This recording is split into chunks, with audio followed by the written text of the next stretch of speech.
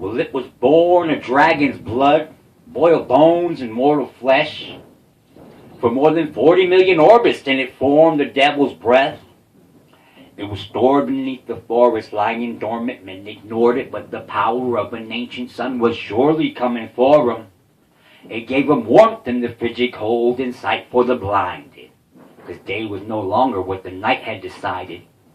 The fires burned as bright as the strikes of the lightning that rained down from heaven on the tyrants and the vipers. Laid out to the horizon was a gluttony of slaves.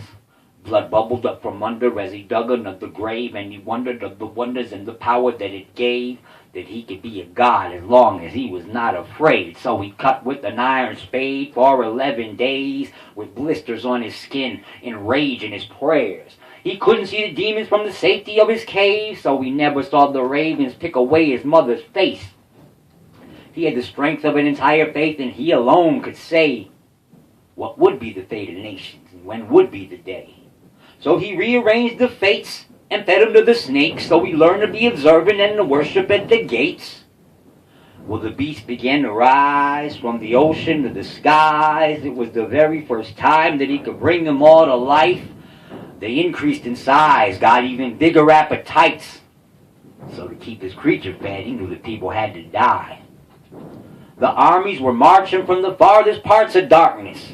Blades were being sharpened, but the babies were all starving.